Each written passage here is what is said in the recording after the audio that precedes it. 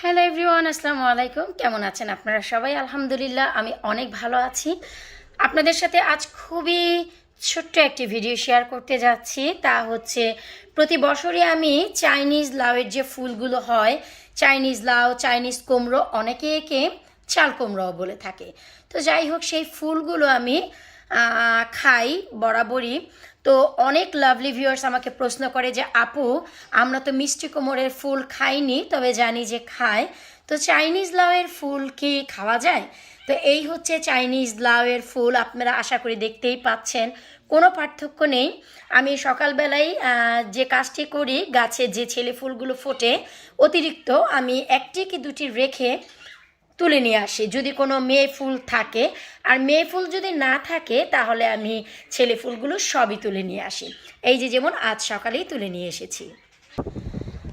আমি শুধু আপনাদের সাথে একটি জিনিসই শেয়ার করতে যাচ্ছি যে চাইনিজ লাউ, চাইনিজ কুমড়ো বা চাল কুমড়া যে নামেই ডাকুক না কেন, এই যে আমি এই গাছ থেকে কিন্তু তুলে নিয়ে গিয়েছি। আপনারা সবাই দেখেছেন এর আগের একটি ভিডিও, যা অষ্টম চাইনিজ লাউ আমি আমার ভাতিজিকে দিয়ে দিয়েছি এখান থেকে কেটে। এই যে দেখুন, আমি একটু দেখাচ্ছি, ও নিজের হাতেই কেটে নিয়ে গিয়েছে।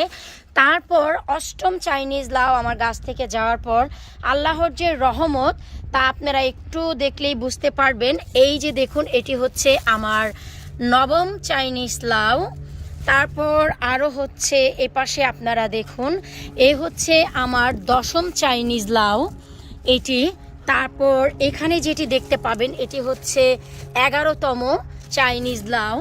এরপর হচ্ছে আপনারা এখানেও একটি আল্লাহর রহমত দেখতে পারবেন। এই যে দেখুন, এটি হচ্ছে 12তম চাইনিজ লাউ। আর এই যে ছেলে ফুল, এটি যেহেতু একটু চুপসে গেছে তাই আমি নেইনি, তবে আপনারা যদি তোলেন এখনই এটি খেতে পারবেন, কোনো সমস্যা নেই। তো আমার যেহেতু এনাফ হয়ে গিয়েছিল তাই আসলে আমি নেইনি। এই জিনিসটি এই জন্যই দেখালাম যে আপনারা অনেকেই জানতে চান যে চাইনিজ লাউটিও বা দেখতে কেমন। অনেকেই এর ফলন এখনও পর্যন্ত কোনো দিন করেননি।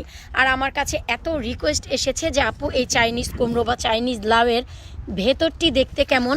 ইনশাল্লাহ আমি নবম চাইনিজ লাউয়ের হারভেস্টিং করব আজ কি কালকের ভিতর। আজ একটু বিজি আছি, তো হয়তো বা কালকে করব। আপনাদের সাথে অবশ্যই শেয়ার করব যে এই চাইনিজ লাউ, আমি যে বলি আমাদের দেশি লাউয়ের থেকেও বেশি মজা আমি পাই, আমার কাছে ভালো লাগে।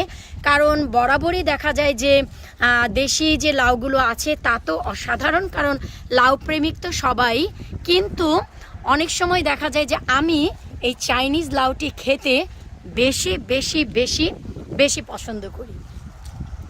তো এখন হচ্ছে চলুন যে এই চাইনিজ লাউয়ের যে ফুল সেটা নিয়ে আমরা একটু কথা বলি। এখন চাইনিজ লাউয়ের ফুলই যে আপনাদের খেতে হবে, মিষ্টি কুমড়ের ফুল যে খাওয়া যাবে না তা না। এই যে দূর থেকে দেখতে পাচ্ছেন, এগুলো আসলে মিষ্টি কুমড়ের ফুল না, এগুলি নিজেরাই মিষ্টি কুমড়া। একটু লক্ষ্য করলেই দেখতে পাবেন। আমি দুটি ছবিও তুলে নিচ্ছি ভিডিও করতে করতে। এই যে মিষ্টি কুমড়া, এগুলির পরাগায়ন আমি 1 সেকেন্ড আগেই করেছি, 1 সেকেন্ড না, এই ভিডিওটি শুরু করার আগেই করে গিয়েছি। তো এখন আমরা দেখলাম যে এই মিষ্টি কুমড়ের গাছে যে ফুল ছিল, এই যে দেখুন আমি পরাগায়ন করেছি, করে এখানেই ফেলে রেখেছি। তো তেমন আর কোনো ফুল নেই, যে কারণে আমি আর মিষ্টি কুমড়ের ফুল নিচ্ছিলাম না। ওয়াও, আপনাদের সাথে কথা বলতে বলতে ওই যে দেখুন একটি কুমড়ো ফুলও আমরা পেয়ে গিয়েছি। তো চলুন আমরা সেই যে ফুল, সেই ফুলটিকে নেয়ার চেষ্টা করি। চলুন ওই যে ফুলটি আমরা হাত দিয়ে আনতে পারি কি না। আমার আবার মিষ্টি কুমড়ের গাছ বা চাইনিজ লাউ গাছের এই যে ধারালো অংশগুলো, এগুলোতে অ্যালার্জি থাকে। তারপরেও ভাই এই অ্যালার্জি কে এত চিন্তা করে। তারপরেও এই যে দেখুন সব কিছু ভেদ করে আমি কিন্তু মিষ্টি কুমড়ার ফুলটি নিয়ে আসলাম। এই যে দেখুন, অসাধারণ। চলুন আমরা একেও যোগ করিয়ে দেই আমাদের সেই কুমড়ো গাছে, সেই ফুলগুলোর সাথে। যাদের মনে প্রশ্ন ছিল যে আমরা কুমড়ো গাছের ফুল খেতে পারি, মিষ্টি কুমড়ো গাছের, চাইনিজ লাউ গাছের ফুল খেতে পারবো কি না, আশা রাখছি এই ভিডিওটি দেখার পর আপনারা বুঝতেই পারলেন যে আমরা এই ফুলও খেতে পারবো। তবে এক একজন এক একভাবে খায়। আমি একে ভাজি করেও খাই, ডিমের সাথেও খাই। এই ভিডিওটির পরপরই আপনারা দেখতে পাবেন যে এই যে ফুল, এই ফুলটিকে আমি কিভাবে খাচ্ছি জাস্ট একটু ফিউশন করব যেন খাবারের টেস্ট একটু বাড়ে। বিদায় নিচ্ছে আজকের মতো, পরবর্তী ভিডিও দেখার আমন্ত্রণ জানিয়ে আল্লাহ হাফিজ।